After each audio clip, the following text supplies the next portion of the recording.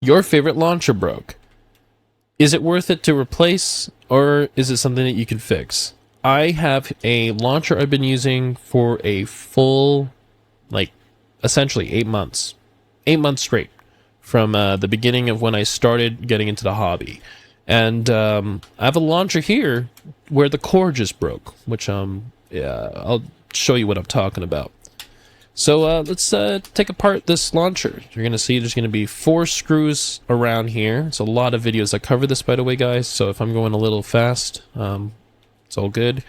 Nizuma comes to mind, as well as there's this other blader that also serviced their string launchers and shown how to fix it. But you'll see here I'm using, I don't know if this is metric, but this is a Phillips head 1.0 bit.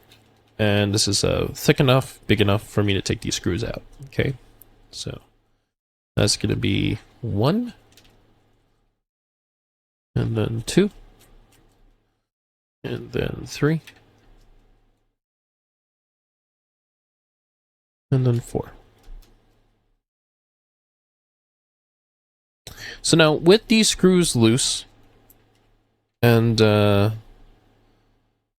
able to come off here. Let's move these out of the way for the time being. I'm going to be very, very cautious about this. Okay, it looks like these screws here are a little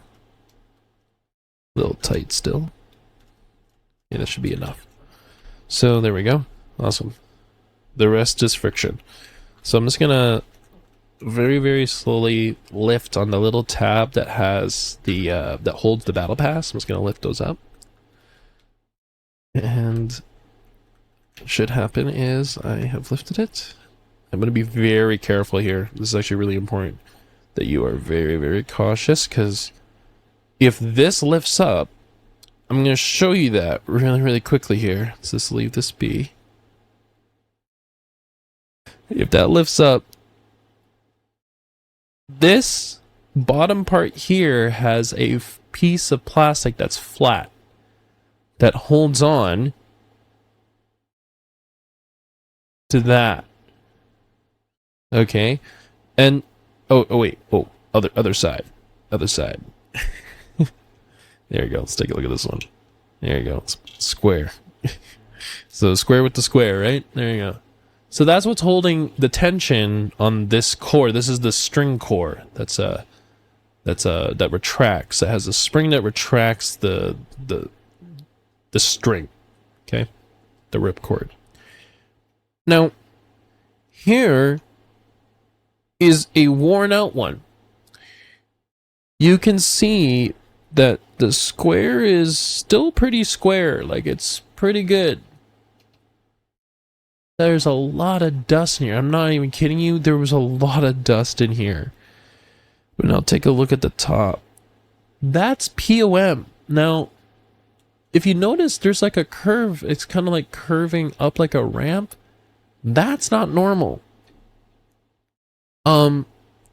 This is what that's supposed to look like. It's supposed to be uniformly flat. So that right there, if you have a launcher where the little spoke that hits your battle pass, if the spoke is moving left, right, or all the way around while you're pulling, it can cause an uneven pull. And that might be because this occurred. Notice how this is the face cover, and look at the uneven wear right there.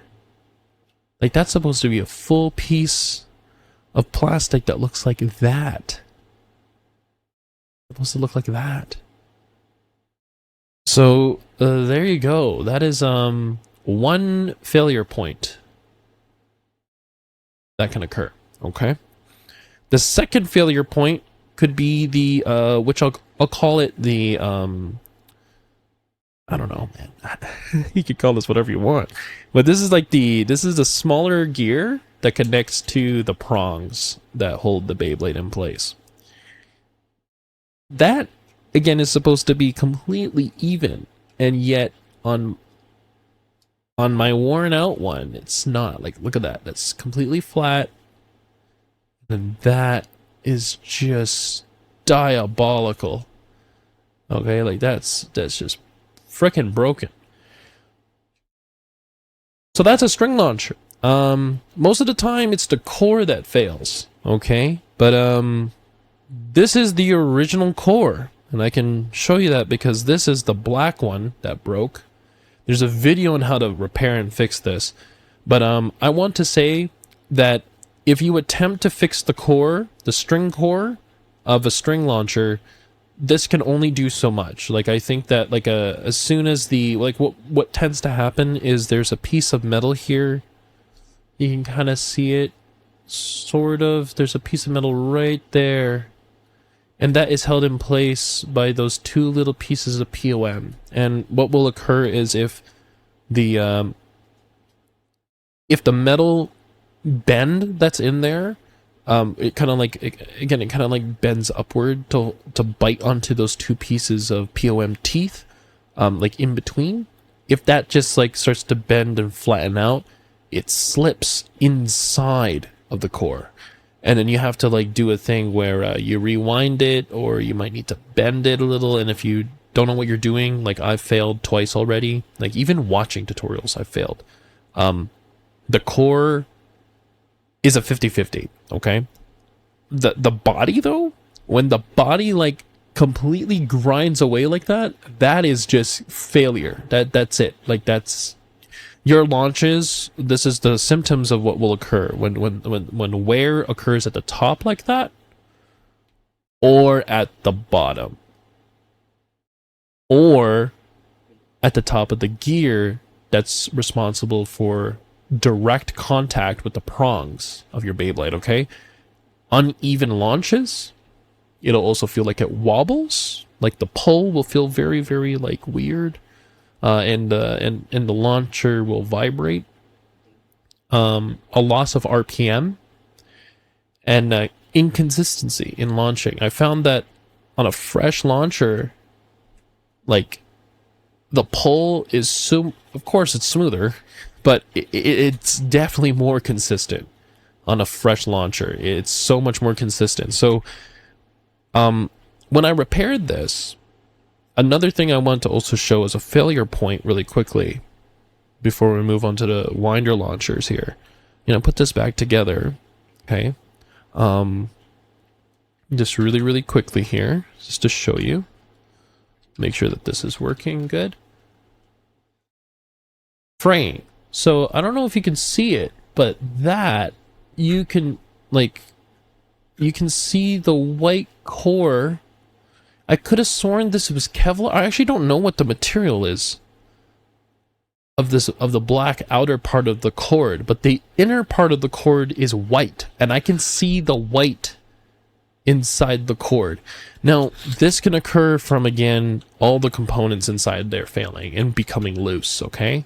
So, this is, again, super, super old, but it's so much more smoother to pull. It doesn't sound smooth at all. It doesn't. But I brought back to life a black launcher that I broke. This is the second black launcher I broke. And I've now, you know, decommissioned this. When you're taking these apart, okay, there's like a bunch of other YouTube videos that cover this in greater detail. If you spot that those things are occurring, it's like you have to replace it. It's the shell itself. There is no pieces here that I can remove to fix that. But what I've noticed is this POM failure is the only failure point ever. The teeth are perfectly fine. So, and that's what I'm expecting out of this material, is that the POM should be fine. So, if there's anything wrong with your string launcher, it's most likely those components, those inner components that are actually a part of the case or the shell, whether or not it's the face plate or the bottom part. Okay, the bottom plate. So there you go. That is string failure. Okay, and is there really much you can do about this? Well, not really. Okay, But the internal parts, this thing, if this is the part that's failed, and somehow your faceplate doesn't look like that, you're in luck. You can just you can swap that out. Okay, that's great. So that's a string launcher. Now for the ripcord. Okay, let's move these out of the way. The ripcord is it's no better. It's no alien to the same kind of wear that can occur. Right over here, at this bottom part, there's just a little piece of plastic that, as you can see, is grinding away, because that actually holds this gear. So this gear here, this bigger gear, is what holds on to your ripcord. And if this grinds away a lot, that's where this starts to skip. Oopsie daisy. So I'm surprised that that isn't POM. That should be POM in terms of engineering there, because that there's no grease, if I recall, in these components. So as soon as that wears away and this wiggles a lot, there's going to be more cause for a for gear skipping, and it's going to not affect the gears. Like, I've noticed that the gears here look perfectly fine. It's going to actually affect the cord. The cord is the softer of the two material. Here's the faceplate. You can see the same amount of wear and wear pattern is occurring here, just like it was on the string launcher. So when this happens, and this was on my Scorpion Spear launcher, that sucks. That's just what it is. So Scorpion Spear launcher, this plate, which is model mold D3, is going to be prone to that level of wear and tear.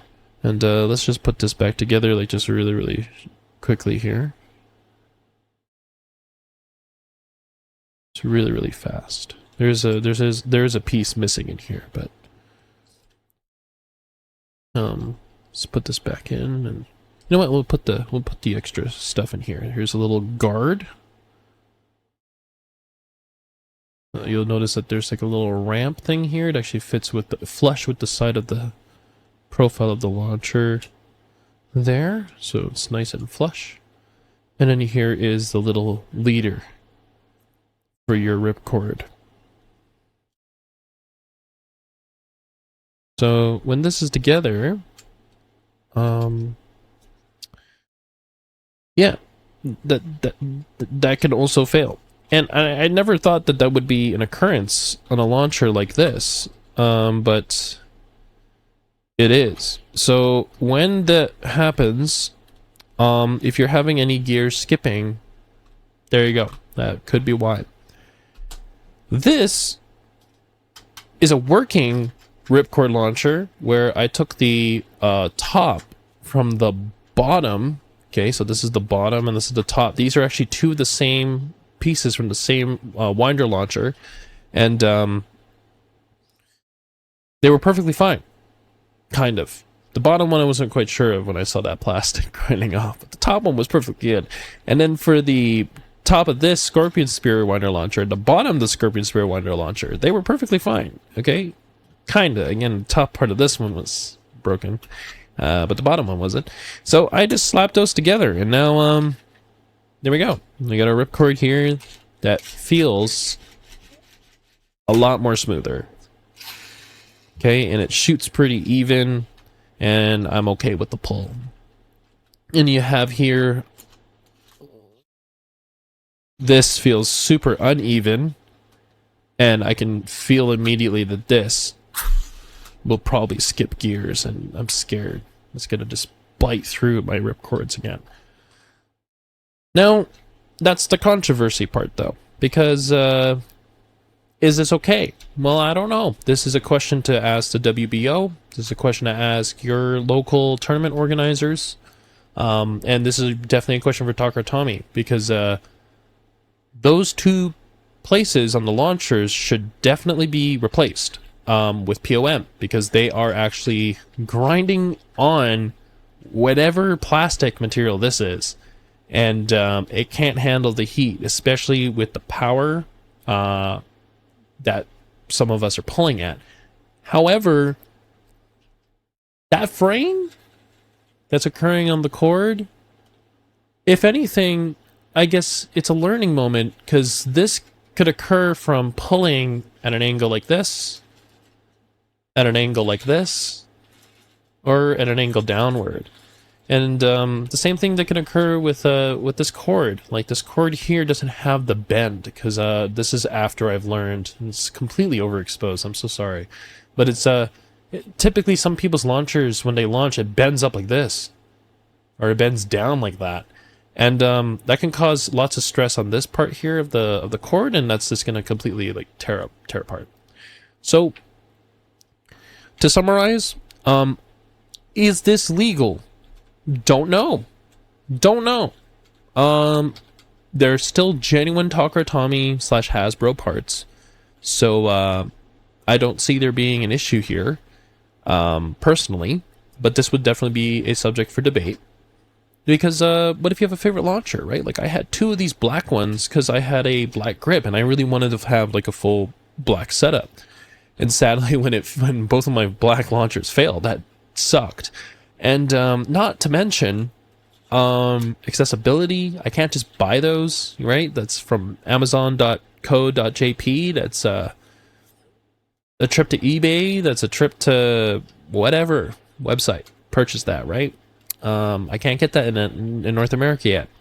And then the same thing for these launchers. Like, some of these are in very special colors. What if this was my anniversary launcher? Like, that sucks, right? The 25th anniversary winder launcher with the colors and the faceplate, like that would suck. So if this is legal, great, awesome. You know, that's awesome. That's cool.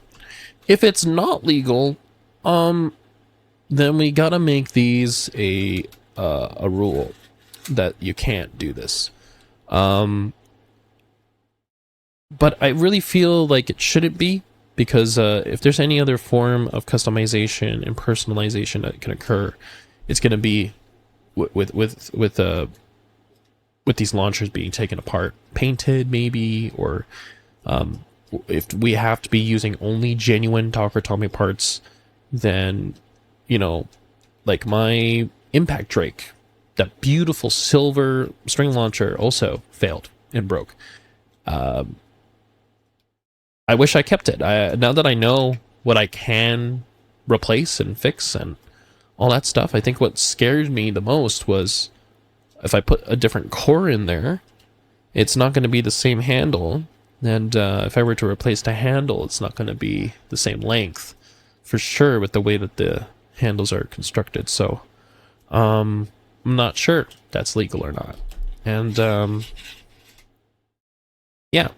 So, up to you guys. I hope this was helpful, though, because this hopefully shows a problem with the launchers and where the failure points, I believe, are to be, based off of, again, a launcher I've owned for months. This was months of use. During the beginning, when I was first starting, to when I mastered my launch technique, and I'm trying to pull it more forward, like more straight, right? But, yeah, let me know what your comments and, you know, your thoughts are. Sorry, let me know what your thoughts are in the comments. But if you have, you know, an idea of how this should be proposed or how the ruling should be done, you know, yeah, report it, I guess. I don't know. Yeah, I do Beyblade stuff now. Cool stuff. But yeah, that's launcher maintenance and wear and tear in the most common places for both string launcher and the winder launcher.